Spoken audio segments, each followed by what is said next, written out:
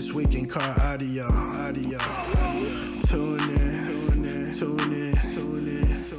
What we talking about, bass? Talking about chips.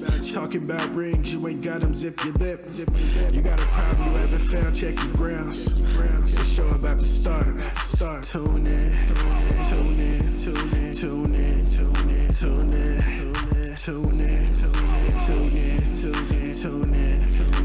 This week in car audio. Yeah. Tune in. This week in car audio. Welcome to This Week in Car Audio with your host, the Judge, Doug Stockton. Co-host today, Mr. Team Send It Dave. What's going on, Dave? Yo! How was your weekend, sir? It was great.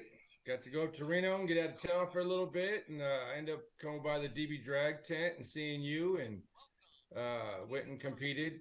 I didn't, my teammate did, but I was up there hanging out with Rusty Flowers and you guys, and Mr. Hankey. Somebody has their some volume on something behind them. I'll tell you that. I can hear it in the background. That's me. So Okay. Yeah, I just muted it. Right. Sorry about that. All right. Yeah, so how was that Reno show for you? It was good. Good to see the Reno folks out there trying to build the scene, and it turned out to a nice little get together and competition. All right. I am going to start sharing this real quick. Let me get over my Sonic FX and start sharing this. Yeah, we did a pretty cool thing. I mean, there weren't a lot of people there, but I think we had a great time. We had a ton of new guys just trying stuff out. Didn't you jump in and help a guy with some base race and stuff? Yeah, I talked to a couple guys, but there was other people there. But I was mostly giving tips on bracing, blocking on Cyclone, top dog tips, things like that. Teaching little tips on base racing as far as counting down and trying to watch the meter. Never watch your opponent. Watch your own screen. Yeah. That's one thing I always told them all my years of base racing, and kind of gave them the little tip and trick on the algorithm for the top dog. When you tie. Yeah. How it takes your total average. It doesn't take what you're at really, and you can shoot over quick. So anytime you tie, you back off that knob a quarter, and that way you can stabilize real quick. Oh, one thing that did happen today is they opened up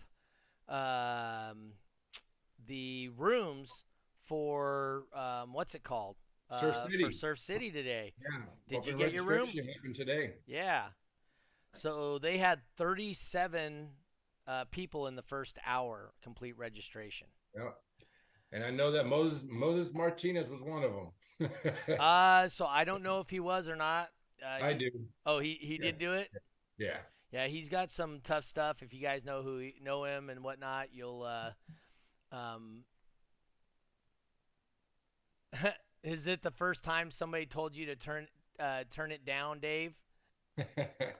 Right. Justin says him and I are 1-1 and beat the boss rematch at Mellows. He's still got to win his class to get that rematch, right? Yes, he does. You got to earn it. That's right. You got to earn it. And it was kind of an erroneous beat the boss this time because nobody else was in his class, so he didn't earn that ability to play, in my opinion. Just saying. Anyway, first thing is first, I want to say thank you to our sponsors for sponsoring the podcast here. If you get an opportunity to support somebody that supports the things that you like. Our sponsors, Crossfire Car Audio, Puns Customs, and our new one, Voodoo Customs. So all three of them are our current sponsors for the This Week in Car Audio podcast. So I want to thank them. Next thing. So we'll start by this. So I got this picture. Hold on. It's the very first picture in my phone. Just going to say. Viewer discretion. Now, let's see if you can see that. Do you happen to remember that picture? Yes, I do. That's here in town.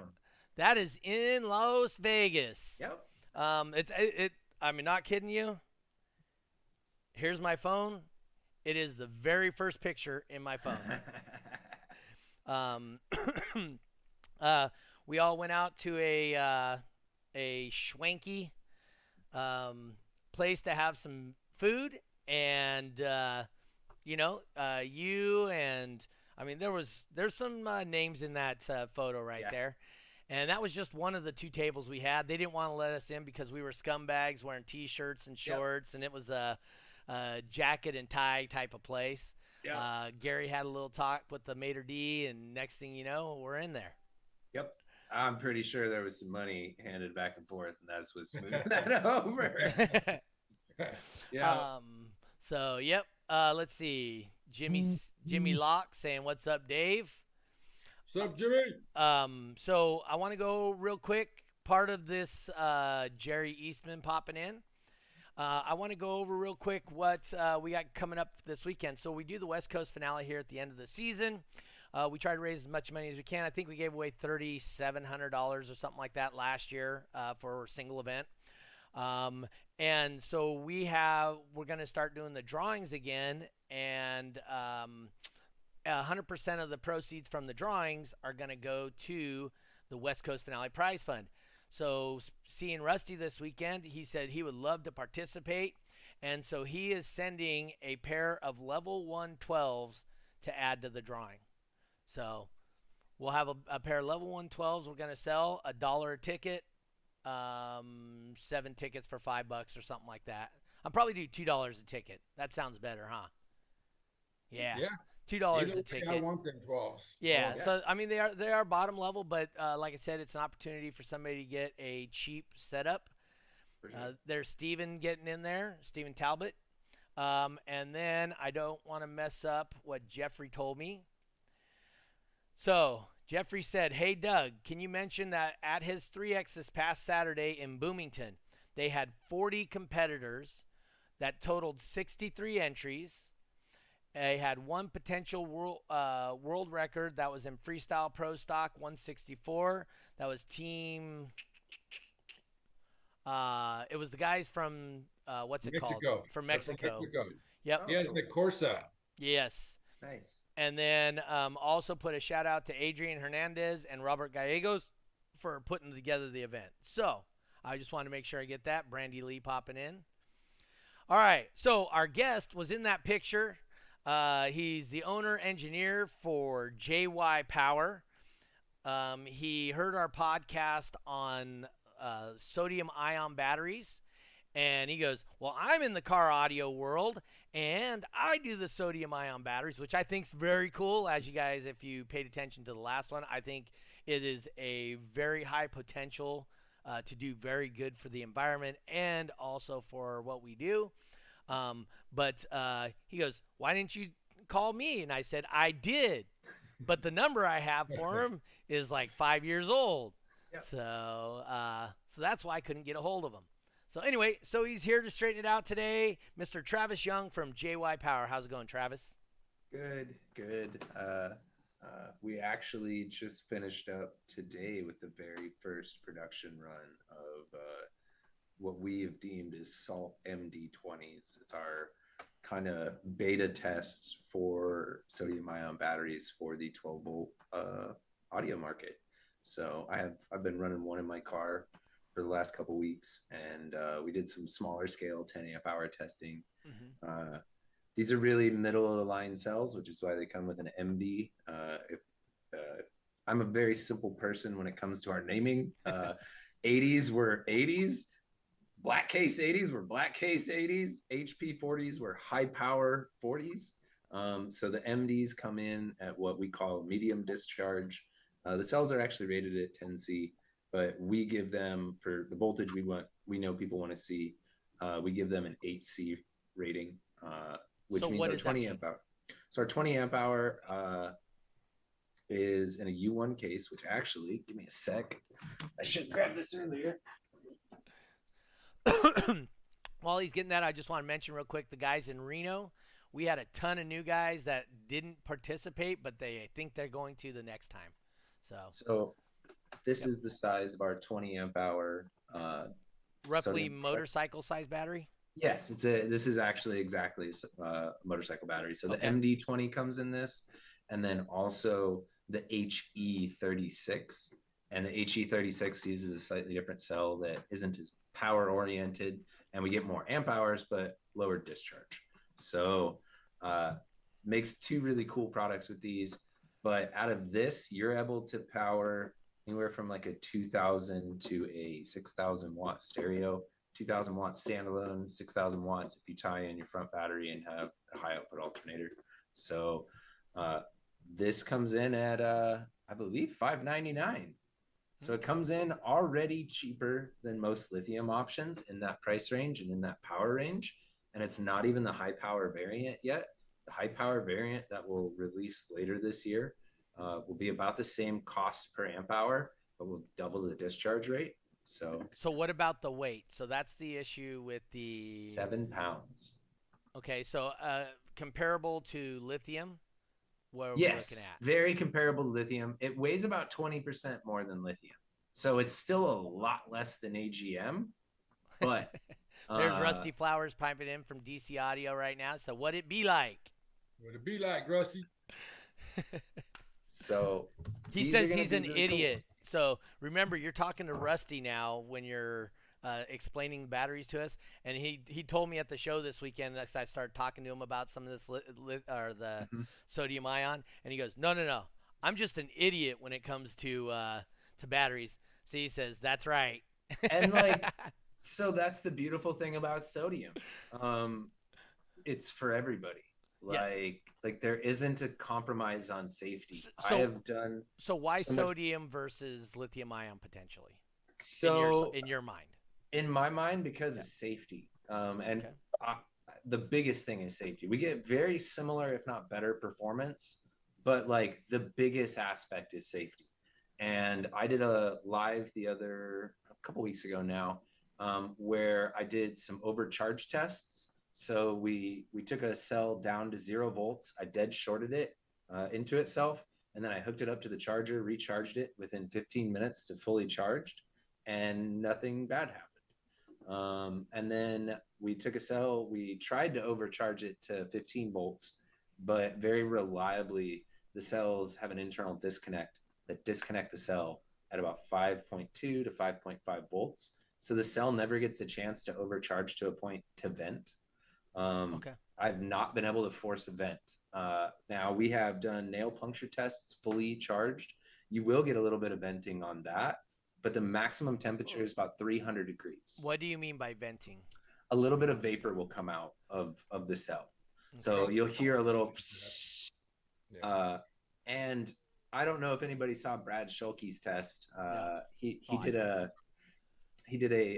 test of an LTO cell. An LTO, in most conditions, is a very, very, very safe cell. But if you heat them up and you overcharge them, there can be some explosive results still. And he had about a 4 to 5 foot diameter fireball come off from this single cell. Wow. Yep. And he was recharging it at a really low rate. So we have blown up about 15 of these cells at this point now. And it's to the point where like we have some low ones out of the batch because we IR and voltage match most of our internal packs. Resistance check for people that didn't know what the IR So is. yeah, we match the cells together in like groups. So we make our balancers work less by just grouping cells together that are like. But ones that don't make the mix that are low or high, we blow those up most of the time. Or we attempt to blow those up because that's fun. Yeah, we have people come over and like they don't expect somebody to overcharge a cell in their like test bench area. We don't even go out to the garage to do it anymore. That's how confident and reliable the system is. So that is the biggest thing. Like no matter what you do to it, no matter what accidentally happens to it, the worst case is your battery is probably going to be dead. Now, that being said, battery energy storage is inherently dangerous. Even if the cells don't blow up and you short this out onto something that can light on fire, that's still going to light on fire. I can't ever stop that from happening. Yeah. So some of the other cool things about it are it fast charges extremely easily. And so you heard me say earlier, we dropped a cell to 0 volts and we were to fully charge within 15 minutes. The cool part about that wasn't the like 15-minute part. We hit 80% within 6 minutes. Oh, okay. So then Yeah. your balance or whatever trickle charges at a certain point. You get Just up the to way the some cell percent. accepts energy, Oh, okay. realistically, as it comes up in voltage, because the potential voltage difference isn't Right. that different, it starts to taper off really, really hard. So the last like 3 minutes, you're feeding it where you were feeding it 8 amps, you're feeding it like an amp. So it's just how cells are going to react on an alternator, on a power supply, anything with a voltage set point. It's not going to have full amperage all the way up to charge voltage. So right. With this sodium technology, I know one of the big things as a competitor, one of the big problems we have is we have to do battery deletes, right? Because a lot of these type of technologies are not very usable under the hood, and so I have some this strong sodium, opinions here. I have some very strong opinions. Is this capable with the casing that you're doing with the technology? Because I know that's been something that we've been looking for. That's always the question when someone has a new battery come out. Can it go into the hood? So this is where I have some very strong opinions, and too bright now. There we go. I have some very strong opinions here, and some people don't like hearing these opinions, but I just published some data on the JY Facebook on why. Let me see if I can I send you a link and have you put this up, Doug? Sure, I can try. I just have to figure out how to do it. I think I can do it. Yeah. So hold on a second. So the problem with anything under the hood, even AGM, on a standalone basis, our cars are too hot under the hood for. Oh, come on, send in messenger. Our cars are too hot in general for any kind of battery to be under the hood and be reliable. SLA is actually probably the easiest to get to live the longest. Because SLA? Yeah, the where you're throwing water in it to top it off, like old, junky. So, yes, those are great because they need temperature to work properly. Yes. So those actually are conducive to that environment much more. Okay. But if you yep, I just saw that. Cool. Let's see here, Travis. I know, but I know a lot of people. That's why they do a battery delete, because they're charging 15 plus in the back, and if you have a battery up front that only does 14.8, it's going to kind of you're going to cook that battery too. Because voltage, pressure, and heat are all kind of analogous to each other. They're all kind of the same thing to a battery. So when you're looking for the picture, you're looking for the picture. Okay, let me. Yeah, don't put the whole post up there because it's a long post. Yeah, I know it was. It's a very well explained post, but to kind of too long didn't read it. I took a heating element, I turned it up to the same temperature that your high output alternator tends to get, and we hooked up a 3-foot 1-aught wire to a battery terminal, and it was a dummy terminal. So I measured the temperature on the backside. Within 30 minutes, the backside of that terminal was 155 degrees. So the problem isn't I can do everything to this. I can insulate the shit out of this. I can make it so you can put blow torches on the side of this and it does nothing. But that doesn't mean anything because you have a heat pipe right here going right into the battery hooked directly to the cell. So within half an hour, you're going to start cooking the cells just by having it literally hooked up by that 1-aught wire. Not even thinking about any kind of temperature on the outside of that. So I always recommend battery deletes, whether it's AGM, whether it's LFP, whether it's C-Max, whether even our LICs, our lithium ion capacitors, which are what our NXTs are. Those have 180 degree Fahrenheit rating, max temperature for 2,000 hours. So you could get some pretty considerable life out of that. Problem is, I think you're realistically going to exceed 200. Okay. And there it is. I got it popped up there. It shows the power here, or it shows the 200 degrees, Yep. the 302 degrees, 157.2, 155. Yep. So, yeah. And I was able to still grab that wire because rubber at 150, 160 degrees isn't something your hand can't tolerate. You can grab 150, 160 degree. Now, touching the terminal was pretty spicy because that's copper and that transfers heat a lot faster into your hand.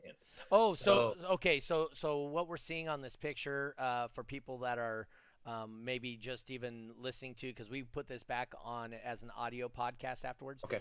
So if you look up here at the glowing red, the 302 degrees Fahrenheit, that the glowing orange, yellow, whatever, that's actually that heating element that you see in the lower picture. That's all that is. Then you can see the wire snaking through. Underneath the heating element, it's at 201.1 degrees Fahrenheit. Yep. And as you get further away from the heating element, obviously it gets cooler. Right before it goes, or right at the last snake, it's 157.2. And then right there at the box where it connects is 155.1. And that's actually the backside of the terminal. So that is actually heat soaked the entire terminal. And now what would be connected to the battery of whatever, that is now at 155 degrees. So now AGMs have a little bit of an advantage here because they're massive. So they have a lot of mass to them. It takes a lot longer to heat an AGM battery up, or a lead acid of any kind, than it does a 70 pounds worth of mass to heat up versus 7 pounds of mass to heat up. You don't have to put a lot of thought into that to think, hey, that's going to heat up a lot faster. So no matter what we do, I cannot insulate this. And since I can't insulate that, I can't have you hooking up a heat pipe, which a 1-aught cable is an insulated heat pipe from your alternator to your front battery. So what if you hooked up your AC unit to it and pumped in some Freon? If you water cooled that, yeah, no, you could actually do that. And in a stock case, if you were to build an Air, like Mercedes and some BMWs do this now, they've started to move them back up front, but they build it into the fender so that it has its own compartment that has fresh air. Yeah, fresh air induction. And those stock alternators just don't get as hot as high outputs. Like your stock alternator is not getting to 300 degrees. 200s, absolutely. Low 200s, 220, absolutely within the norm, and still will impact the light. Like, we don't want to see lithium batteries really over 130. And it's pretty much the same with sodium. Like, sodium's not going to explode in your face, but you're going to kill it a lot faster. And I don't mean a little faster. I mean, like, instead of lasting you 4 to 7 years, it's going to last you 6 to 12 months. Calvin asking, is Jeffrey busy working in the Nike sweatshops today? No, he's driving back to Texas. To work in the sweatshop. Known as Crossfire Car Audio. Brandy wants to know, she goes, I plan on running power in the trunk. So would that handle the delete? Yeah, absolutely. And kind of, so what can be a little deceiving when we're looking at lithium products, and we generally don't do a PVEQ. We have on occasion, and like we do on the NXT, to kind of give people an idea of when they're going to drop below 12. But that's under really kind of special circumstances. So you want to replace 1-to-1. So if you have 60 amp hours or 50 amp hours of underhood battery, you want 50, 60 amp hours in back. You can trim a little bit of that going lithium, but no more than 10 to 15%. So people like Brandy, I know her setup. She runs mostly stock. So she is not running anything probably above a 14.8. Is that sodium? Is that directed for people that are doing 14.8 and under, or does it have the ability to go above 14.8? And I'm not talking cold start, but on a regular charge. So that's another, like, that's a really cool thing about the specific sodium that we're using. So there's not just one kind of sodium on the market. There's so many salts out there that people don't understand. Sodium on a physics standpoint, an umbrella term right now. So we have cells ranging from 1.8 to 3.8.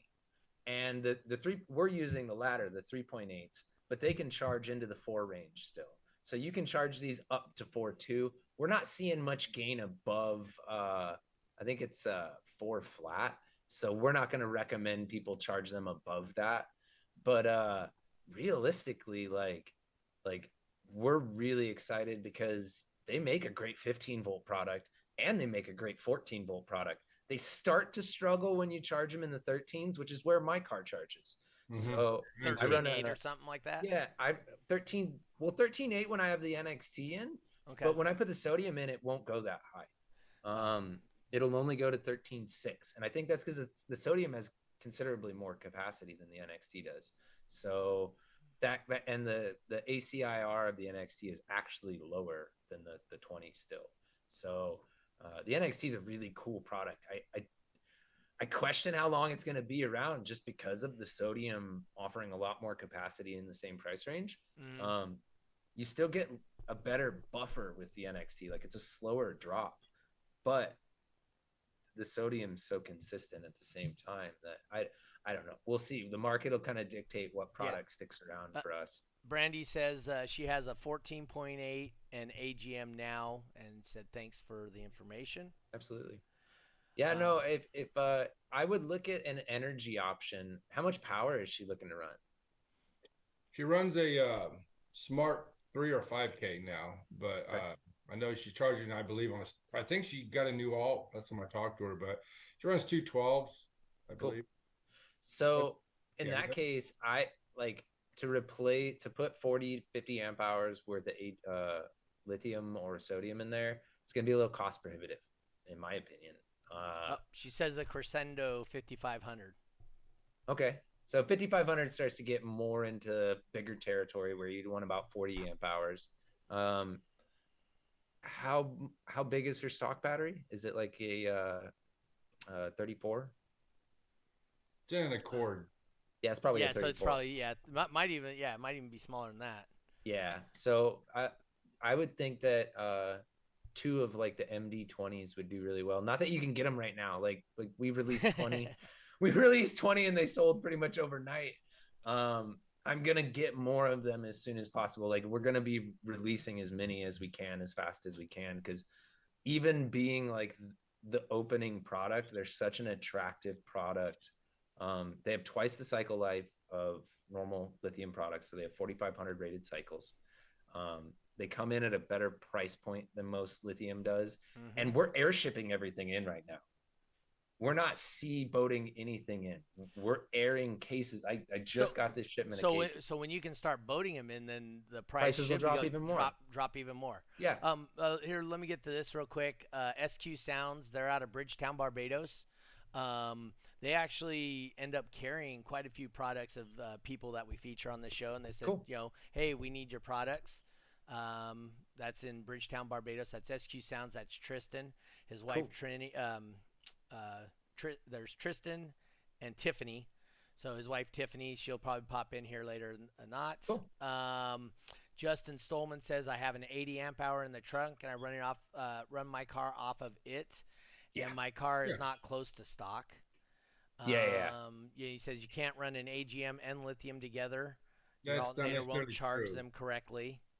I run Headway and AGM, and they're compatible. You can, you're gonna have a small parasitic draw, and here's my kind of asterisk there. If you have a brand new healthy AGM battery, that's fairly safe to mix together. If you have an old beat ass battery of any kind, and it's wanting to rest at 12 volts, and your headways want to rest at 13, it's gonna pull the headways down, and that's where you start to have issues. Now, that said, you will probably get more performance taking the AGM out if you don't need the reserve.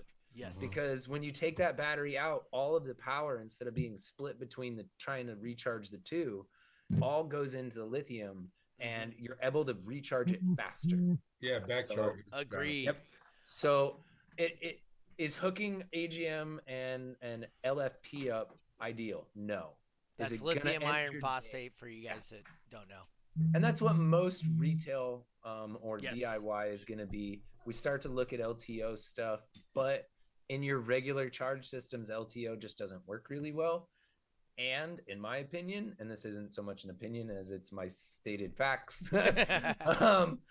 LTO does not recharge the same as LFP or NMC. So when people say, "Hey, I can play all day on my C-Max battery or my Headway batteries," but I see people playing for 20, 30 minutes on LTO and then their voltage starts dipping. That's very true. We've run those very tests in-house. We set up power supplies. We let music play on a giant stereo for like an hour, if it'll go for an hour.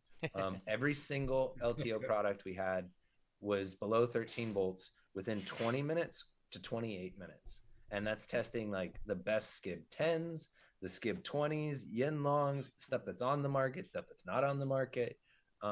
We tested like 10 different cells in those different configurations. And every single LTO option after a maximum of a half an hour was below the voltage that crowd wants to be at. So that's really good, because that leads us into the next one here.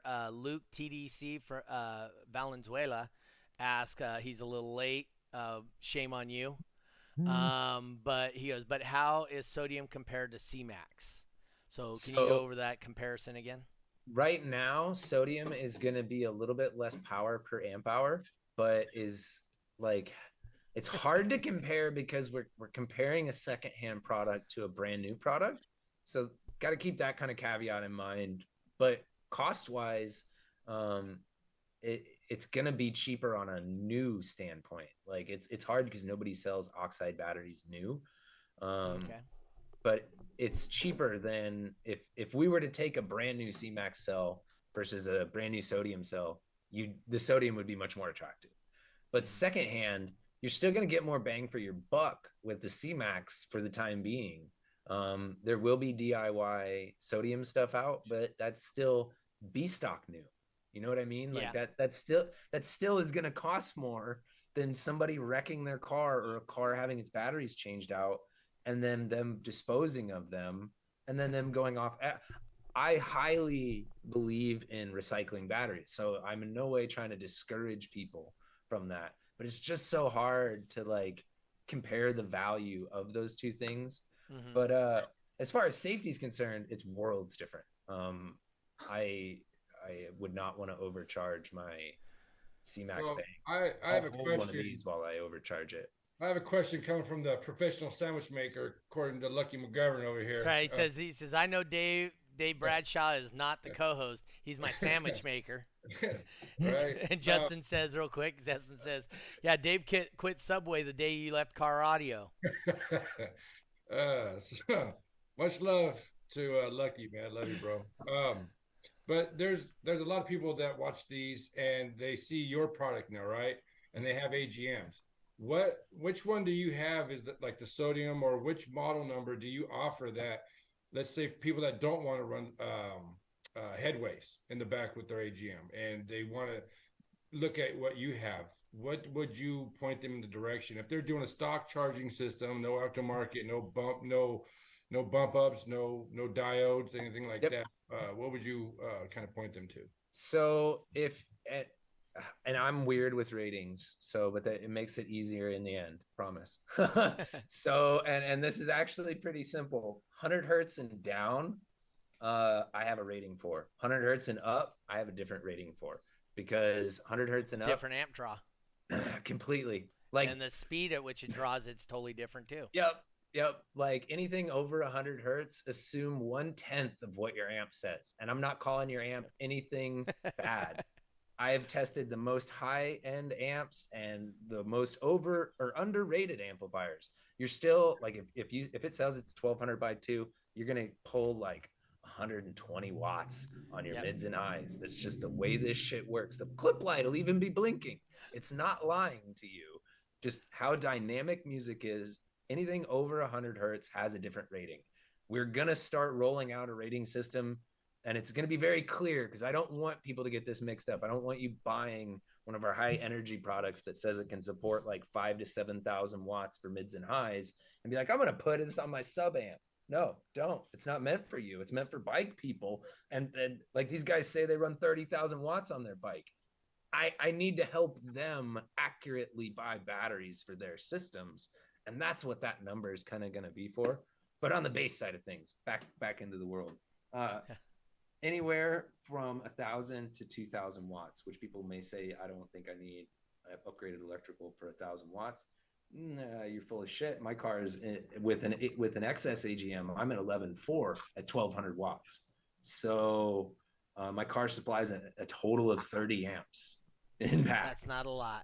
No, it says it's a 115 amp alternator. So everybody would assume that we'd be good running a 1,200 watt actual draw. No, not true. Fake story. Car drops into the 11s with just stock electrical and upgraded AGM.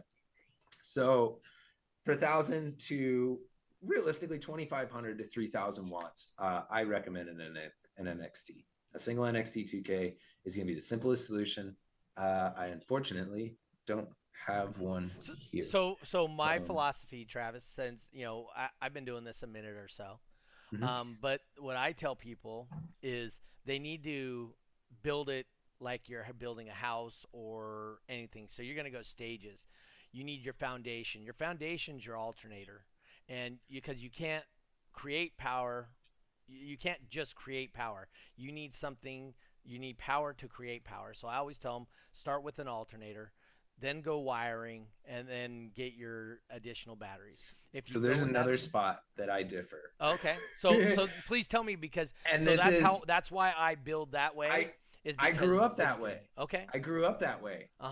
It is more recent, more so me getting out of SPL and more into the retail sector and sound quality sector.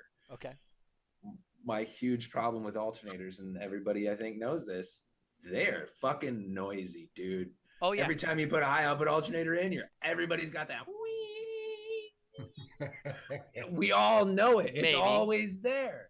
It's hey, then your stereo ain't loud enough. It's one of the compromises you make to make a lot of power under your hood. It just is. So I'm not saying that nobody, like if you have a 10,000 watt system, I'm not telling you not to get a high output alternator. That's not what I'm saying. Now, can you get along buying enough battery? Fuck yeah, you can. Give me a call. But then you need a charger though. Yeah, well, you can use the stock alternator, but you need to remember I got that 30 amps at 13.8. So and if it splits between 20 batteries, that's not a whole bunch per battery. Leave that car on for quite a while. Yeah. Yes. So they're only going to take what you're able to put into them. So I don't, until we start getting into big power though, and realistically that is 5 to 10,000 watts, depending on who you are, what kind of car you got, and all of that jibber jabber. That's a complex story in that range. Above 10K though, you're pretty safe to say I definitely think you need to have a high output alternator. But where do 95% of customers fall? Probably about 2,500 watts and down. I don't ever recommend an alternator change out. And that's because high output alternators tend to last 2 to 4 years. Yes. Kind of depending on how you've maintained your batteries, because battery maintenance directly impacts alternator health. If you're constantly starting your car low, even though your lithium battery will turn your car over at 8 volts, that does not mean your alternator likes to recharge that battery from 8 volts back up, just screaming the entire time. So how you treat it will dictate that. But your OEMs, even when you abuse them, last 7 to 10 years, no problem. So as far as reliability goes, you're not going to get stuck on the side of the road more than likely with your stock alternator. And now if you have an older car, there's something to be said about buying a high output OEM style where you're getting 180 amps or something like that. I am not against stuff like that, but as soon as we start shorting diodes out to like double our output current. I think my Trans Am, right? So it's a big case GM motor, right? There we go. That's only 80 amps. Yeah. Right? Because it's a 74, right? There was, I mean, why do you need an 80 amp alternator in a 1974? It thing doesn't even have an ECM on it, right? So they want to hit about 50% maximum duty cycle with those alternators. So whatever the car needs, they're going to double that roughly. Yeah. Mine didn't even have a dome light in it for the year I got it. So. That's hilarious. Dude, mine has roll up windows, all that stuff. That was a That's $500 upgrade back then. Dude. So, Um, but yeah, to circle back around, Yeah. I don't recommend the high output alternator, and cost becomes a thing too. A 220 costs what, $400, $500, $600 Yeah. nowadays. Yeah. Okay, an NXT costs $389, and Okay. you get, if you charge an NXT at 14.8, most of my customers running like smart 2Ks, smart 3Ks, Mhm. they're staying 13 plus. So okay. So So let me understand. I just want to make sure because I can have a different opinion than you. yeah, no, absolutely, But yeah. so but what I'm getting at from you is if you have a lower power system, Mhm. you don't need the alternators. You need the alternators when you get up into the higher power, like over Yep. say 1,500 watts, 2,000 watts. There's a charge discharge ratio that Right. we're usually looking to hit, and there's duty cycles that we're Okay. looking to hit also. I don't And disagree with that. yeah, What I'm more talking to is somebody who wants a loud system. Somebody that's going to be running a 4,000, a 6,000 watt amp. If you're going to be 2,000 watts or that's less, about the point where we tip over for me. Yeah, like Okay. I start to accept high output over 5K. so and I'm at about Yeah. 2,500 Yeah, because and then if you're right around the 2,500 number, I think you should have a battery charger that's designed for the type of batteries that you have.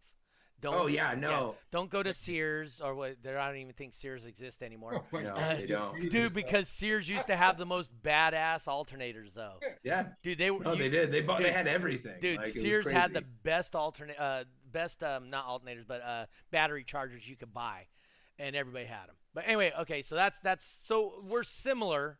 Yeah, Just yeah, we might yeah. have different ranges where we're Yep, working. yeah, our ranges are a little bit different. Yeah. But like I said, this is a lot of this comes down to exactly what vehicle we're working with too. Right.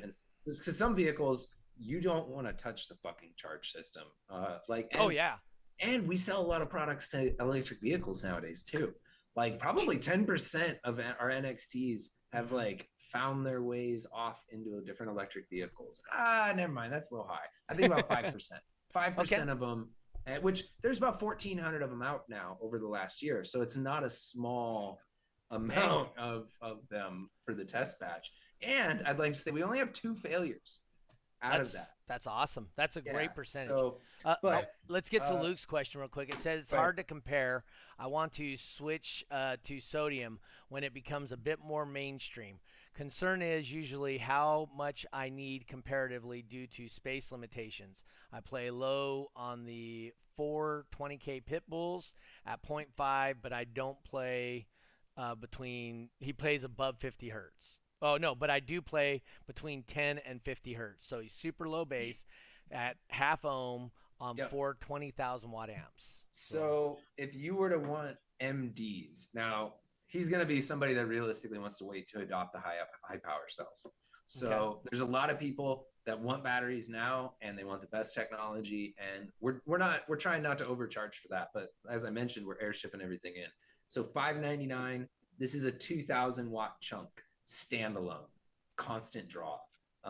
Realistically, I would say you could bump that up to about 3K for your music draws on a sub amp, but per actual 20K amplifier, I would want to see almost 10 of these. Okay. Now that's going to give you a shitload of reserve and playtime. We like reserve and playtime. Yeah, you're going to have 200 amp hours per 20K, but sodium, expect sodium to be about 20% larger than an LFP bank or your lithium iron phosphate normal retail batteries. C-Max, I need to actually get the measurements on like a 200 amp hour bank because I think it'd be kind of comparable, but you're going to pull more out of the C-Max bank than you're going to pull out of these current sodium banks. The new sodium banks that we're bringing in R20C. We're still waiting on the test batches to get to us. Okay. Those are going to be pretty wild. So those you'll get a 4,000 to 6,000 watt chunk in about this size. There you go. Yeah, that becomes a lot more competitive at that point. Yeah, so the article I read about the sodium versus the lithium is, or that the gentleman also that I had on last time, Kevin. He said the thing about the sodium is it weighs almost as much as an AGM. But the article I read said that they were doing some integration with like running graphite between the cells and stuff Mhm. like that to help get the proper weight. They were able Yep. to get more efficient flow using So those. Is that where we're at something like now, that? so I think what he is thinking of and referring to, and this has been the leader for years. So Uh, most people, when we talk about sodium, they don't think about Chinese vendors. They think of Natron Energy out in California, okay. and they're the ones with the 1.8 amp hour or 1.8 volt cells. Now the problem with these is they're 5 amp hour cells, and they're about 1 foot by 1 foot by like a half inch Right. thick. And they're 5 amp hours, 1.8 volts. Mm-hmm. Now I can also pull about 2,000 watts out of that one cell. Now we need like 14 of those cells to build a 5 amp hour battery, or no, 7 of them. So Excuse now me. you're Still, like that's like a train that's a battery. 14,000 watt. That's a 14,000 watt 5 amp hour battery. Like that's cool and all, but that's gonna last all of about 10 seconds. That's basically a capacitor at that point. Right. And they have like their cells they have giant copper bars coming off of them too. So like when we look at the way Natron was doing things, and they were actually using a pigment in their cell coating process to create a layer that we'd have to get really deep into batteries, but they were using a pigment called Prussian blue, and that was a coating inside the battery to get the battery to work correctly. That is very expensive. It also is very resistive, which is why the voltage is so low. It kills the potential voltage difference between the positive and negative. Okay.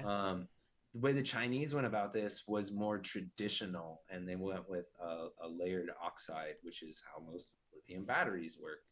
I don't know how the Chinese were able to get it to work and nobody else was, but the Chinese have been at the forefront for like a lot of, probably 80% of the white papers that I read on this are Chinese researchers. Now they're so hold on publishing real quick for people that are not familiar with what white papers are. So in general, a white paper is a they usually have a graph on there that'll show you the curve that you are getting of how the power as it goes over time or goes over amperage or whatever. So there'll be a curve, so there'll be a physical graph that you can see on how something's responding. And it doesn't have to be just batteries, but anything in general will have a white paper that is technical within physics or anything like that. And it's researchers' documentation. Yes, it's the documentation so that somebody like Travis or myself or Don or anybody that understands what those white papers mean. And I'm a weirdo, dude. I will literally fall asleep a page into a book. You give me a folder like that of white papers, dude, I'll be reading that shit all day long. Technical data is so much fun. Dude, I just love that stuff, right? And my wife freaks out because she's into these romance novels and crap. And dude, she starts reading. I'm like a page into it. I'm like, oh god. I can't do fiction, man. I can I do a fair amount of reading, but I've been able to like read Dune recently. I reread that. That was cool, but man, like 99% of what I read is nonfiction. In general, the white papers are the technical data that some scientists did an experiment to show you what this particular product is capable of. And I think people get a little confused on when we say we've been working on something or working with something. That does not mean we are in JY Power mixing up chemistries and like giving feedback on chemistry to these no. The only thing we can do is like test the product, see if it's worthwhile for us to use, and then sit down and become as knowledgeable on everything as we can.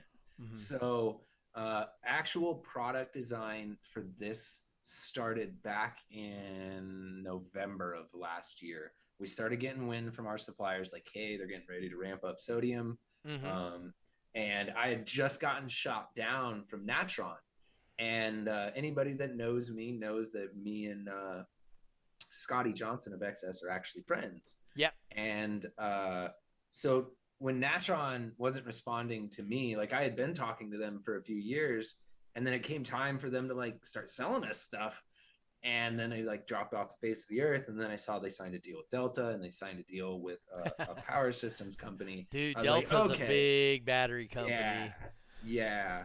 So like I don't feel any kind of way that they dropped us, like, but I had Daddy Scotty fucking even email them, and they wouldn't respond to him either. So I was like, fuck, we lost this one. But like literally a month and a half later, I started getting contacts from my Chinese suppliers, like, hey, we're gonna start ramping up production. Here's what our projected costs are for this year. We have a cost estimate out until 2025 of how things should be coming down in cost. So we're really excited about that. So that's one of the great things I like about the sodium is the availability of the salts. The supply line is just, I mean, because in all reality, if something were to happen between us and China on a political standpoint, dude, there's so much salt everywhere. India produces more salt than I think any other country in the world.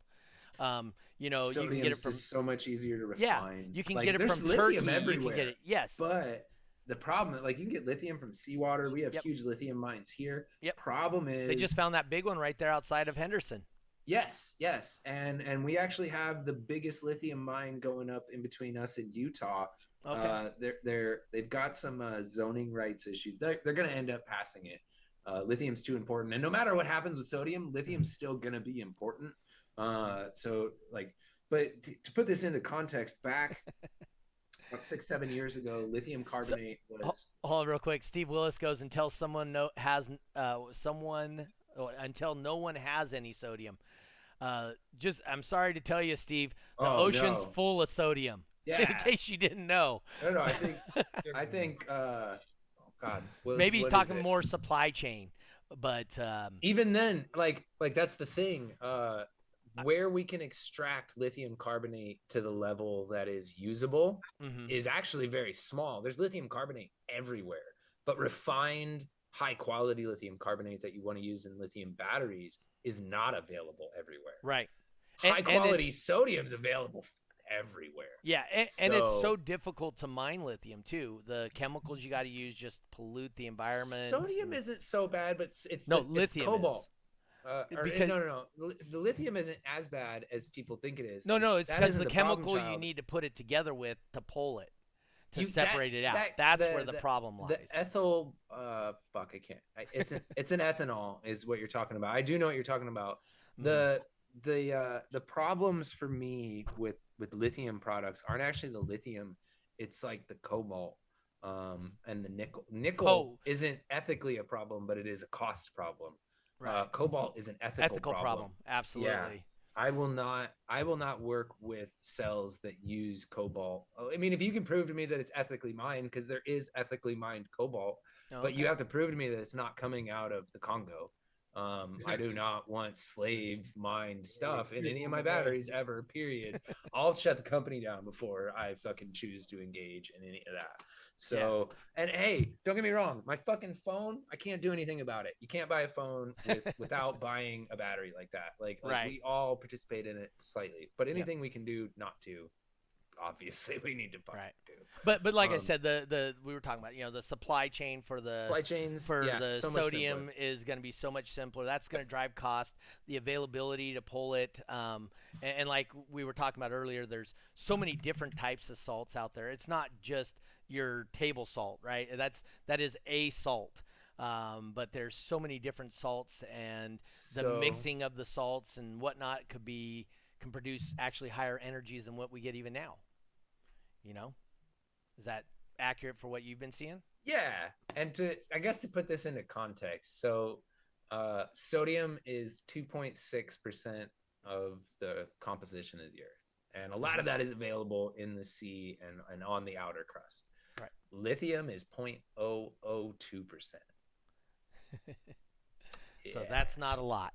Hundreds, thousands of times magnitude difference.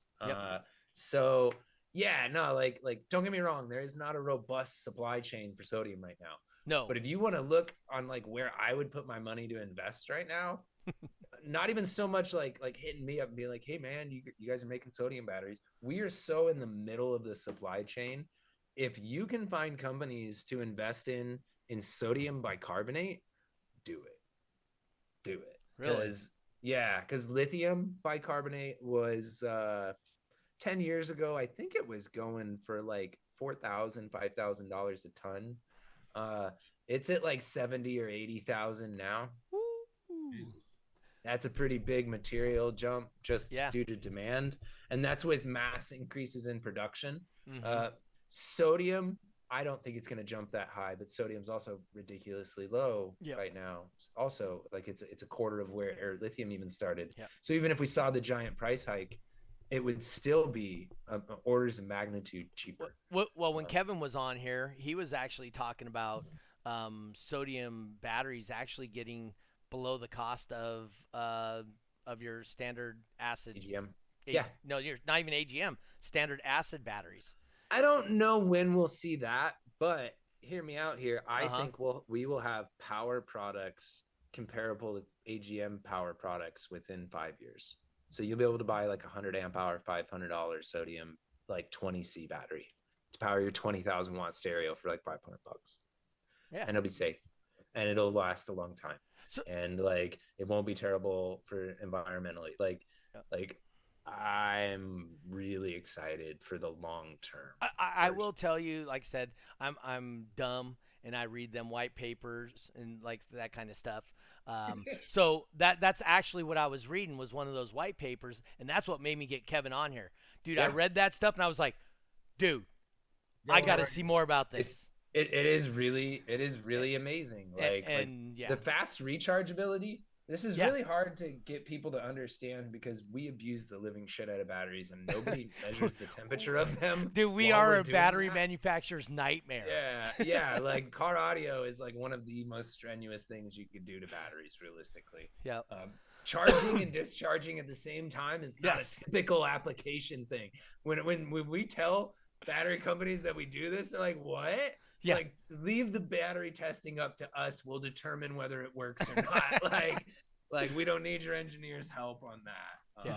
No, like when I had Kevin, I actually met Kevin almost 3 years ago, and he seemed like a really intelligent guy. Oh, he dude, stuff for LFP, absolutely. Oh, dude, he knows. He's been on the forefront of that. I think he said 17 years or something like that.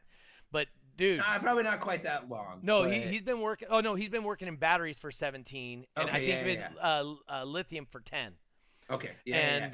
That's what he said because he introduced it. Yep. Right. And so with that, I met him like said 3, maybe 4 years ago, and we were talking about stuff, and I'm like, dude, okay, here's car audio, and this is how it works, and he's like, yeah, that's not how batteries work.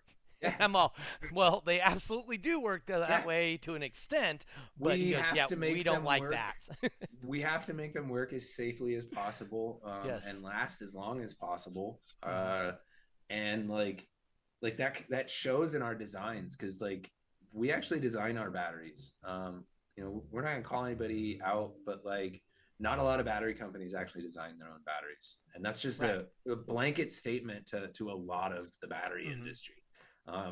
We actually do R&D work for, we can't say like exactly who, but through other entities, we do battery teardowns and critiques. And I charge like $150 an hour for testing to do it. That's a cool job.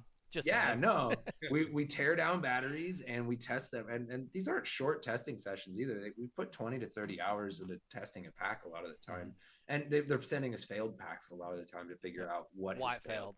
I'll tell you right now, Optima, yellow top, blue top, what's the other one, red top. They have nothing to do with the manufacturing of their battery other than their name being put on it.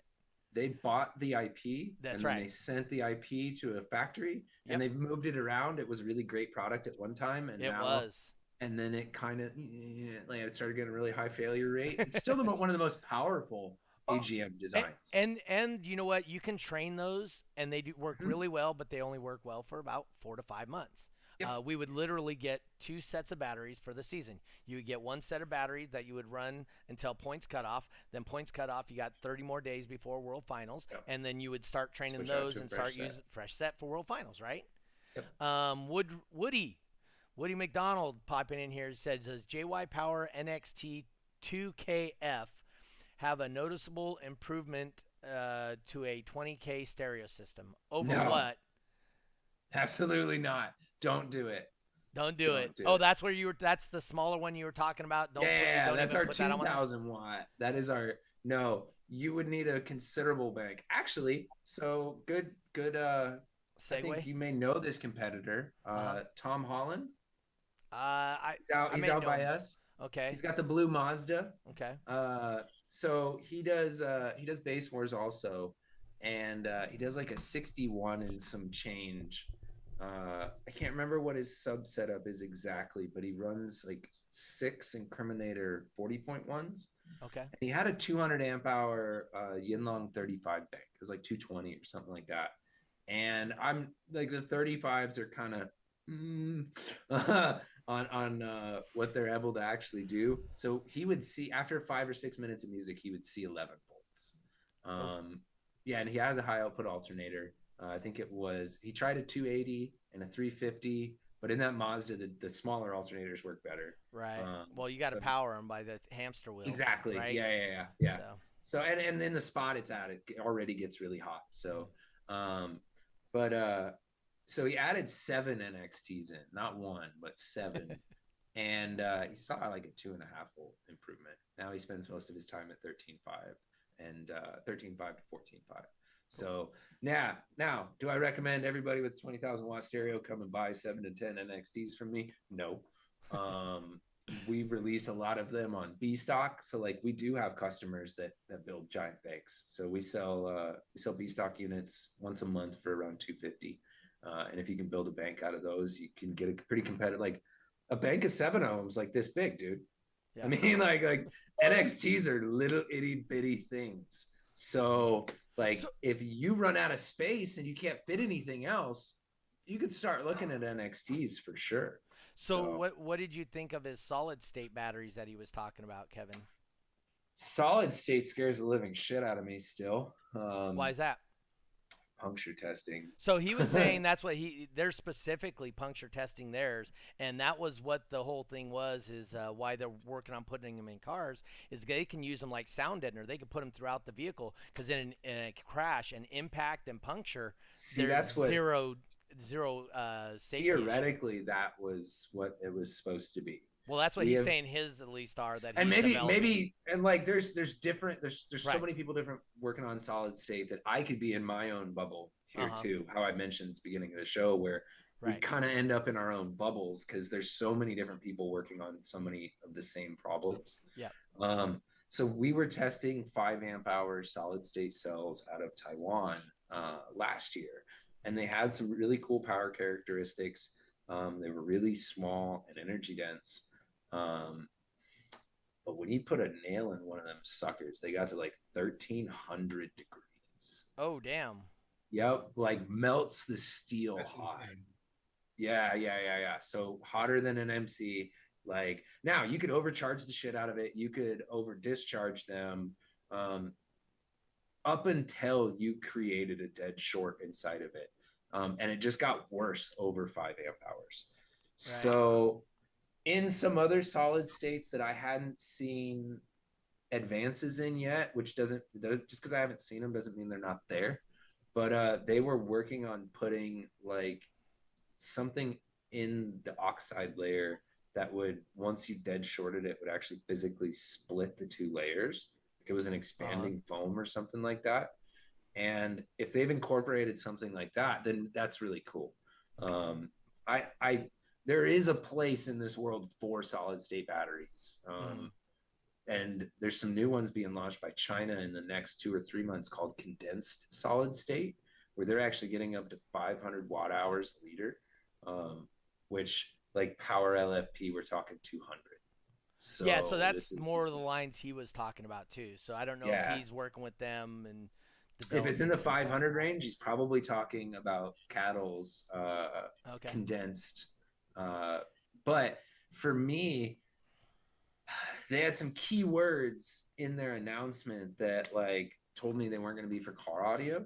Okay. Maybe not EVs because we're talking completely different. Right. worlds. And he was EVs, definitely talking about EV yeah. versus car audio. So and when it's built into the system, it's a different conversation also. Right. But these condensed batteries, they're pitching Catalyst specifically, and Catalyst is a actual battery cell manufacturer. Mm-hmm. They're pitching these for the airplanes, like electric airplanes, which I think is really cool. But what does airplanes say to you? What does an AGM battery for an airplane cost? Do you know how much it costs? No. So something the size of this that you can go online and get for like $130 for an AGM battery costs $600 for a NIATA approved battery. Damn. So when you say the words condensed lithium for aerospace, you better start making it fucking rain before you even think about like looking at the spec sheet. Anything to do with aeronautics is prohibitively cost expensive. And it being so new, I still expect that. So where I see a lot of this to shake down is sodium is going to take over the $30,000 and down EV market and stationary, high-end stationary stuff. LFP, lithium iron phosphate, is going to fall on your 30 to 60-ish $1,000, maybe up to 90 with really nice trim levels or an SUV or something like that, maybe trucks. But then you're going to see what they're using now, either the NMC or NCA, and your solid states kick in above that, where you're going to want 500 to 600 to 700 miles of range built into a battery.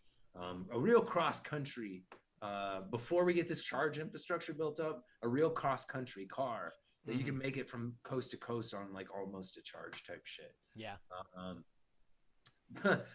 Like the insane demands of trying to recharge something like that quickly, though.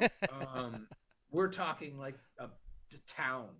Yeah. Like a small town. Yep. To recharge a Tesla quickly. Let's say you wanted to recharge your 100 kilowatt Tesla. Let's say you wanted to charge it in 15 minutes.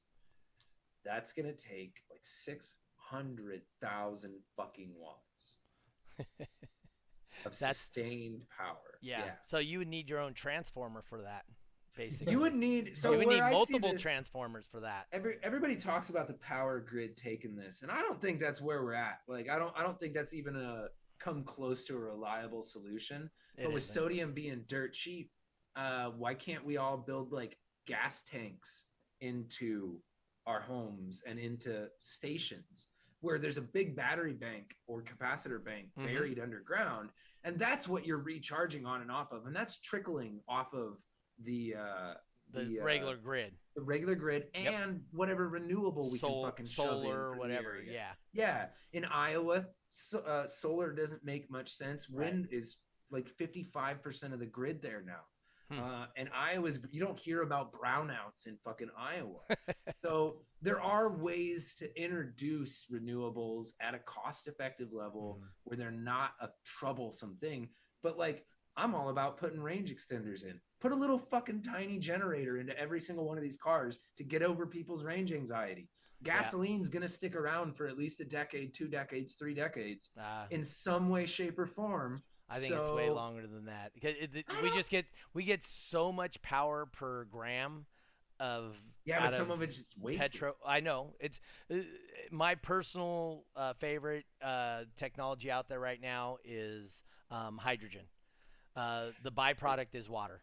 I mean, it's a phenomenal. Hydrogen is great on paper.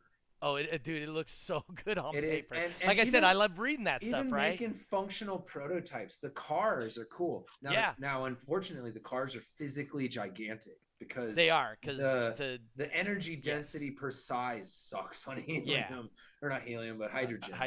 It's horrific. Right, and that's the number 2 element in our atmosphere, right? Yeah, I know, and there's tons of it. Yeah. The problem is logistics. The amount of power it takes to crack hydrogen into, or crack oil into hydrogen, or split water into hydrogen is so high Yes. that we would need to 4 times the grid to be able to power our cars with hydrogen. No, so that was the cool thing. Did you see that new thing that came out? I don't know, a month and a half ago, 2 months ago, whatever.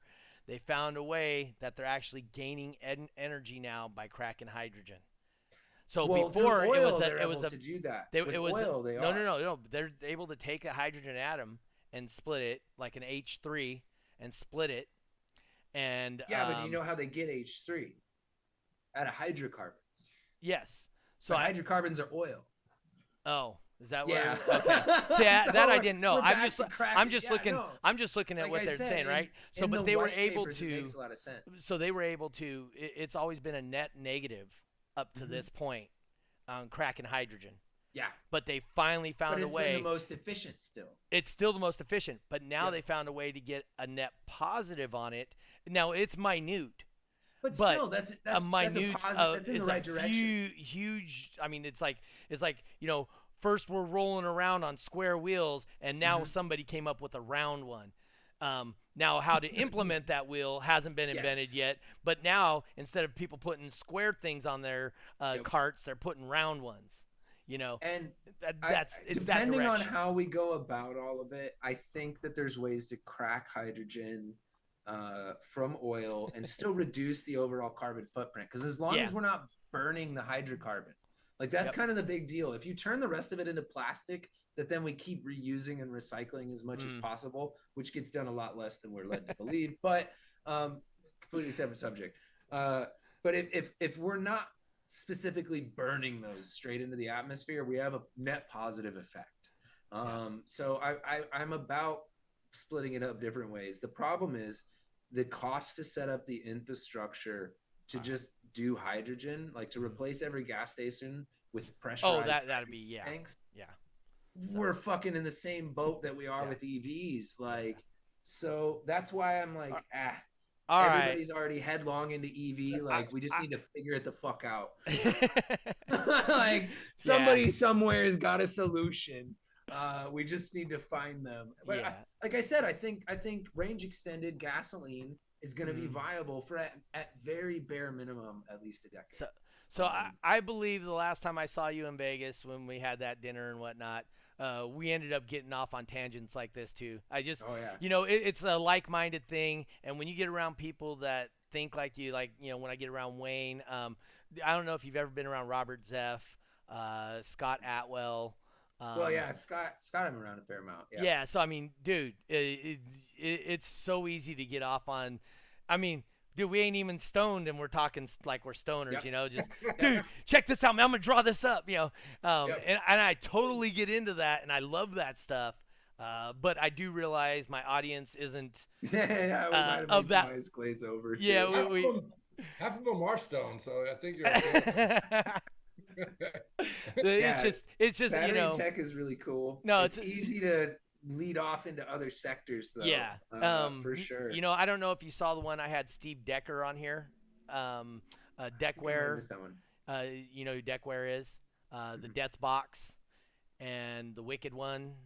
So anyway, and I 100% that whole show was about me. I didn't give rats. I don't care who watched it, listened to it, whatever. That was a guy who inspired me on how I design and build boxes to this day. Oh yeah, that's cool. So, and like this conversation with you, dude, I could go for hours. Oh, for sure. You and I can have discussions, and obviously we don't have to agree.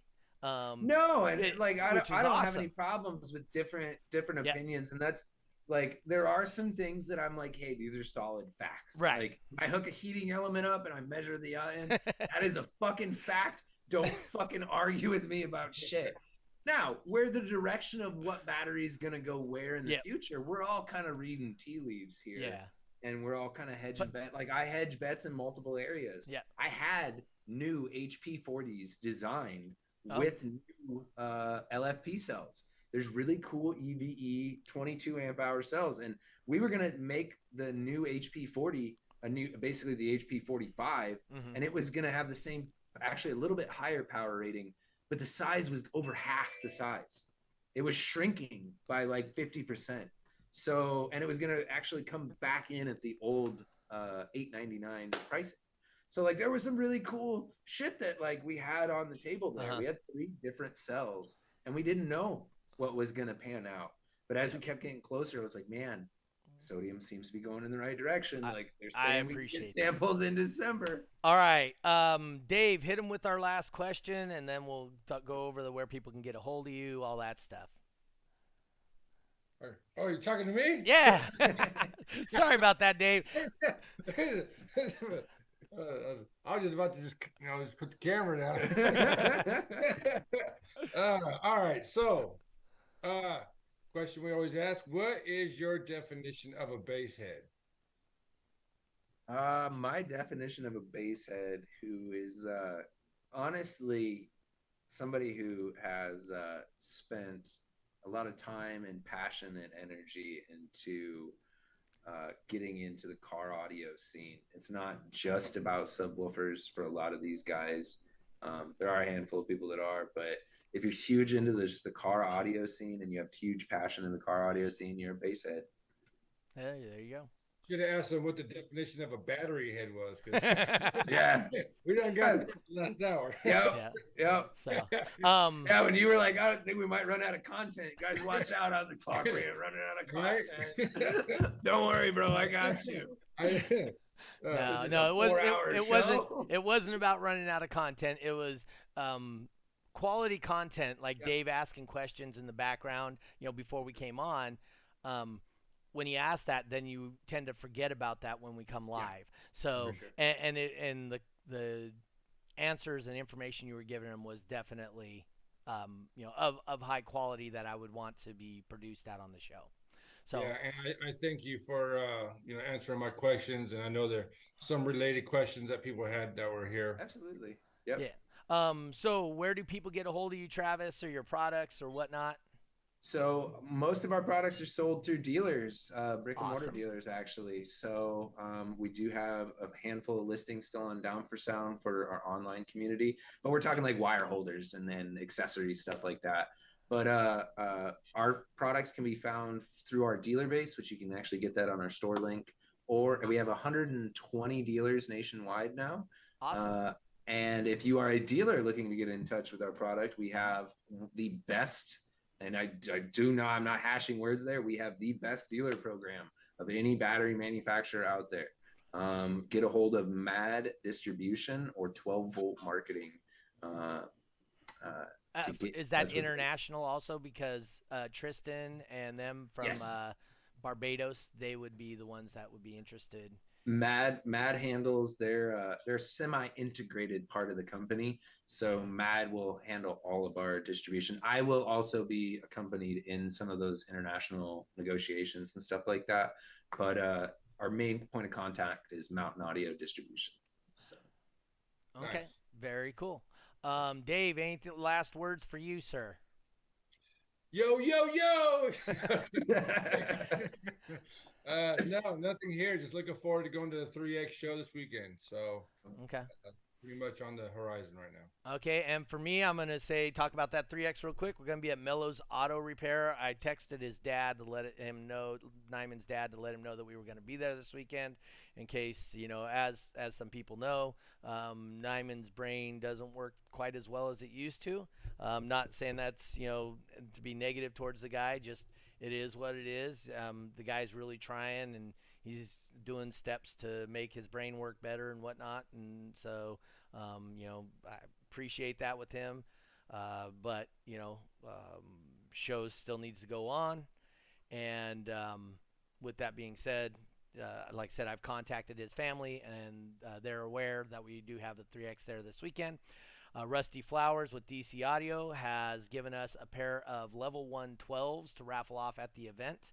We'll decide what tickets are. My guess is they're going to be probably $2 or $3 a ticket. Tristan says he'll definitely be contacting you guys for sure, Travis. Oh. So,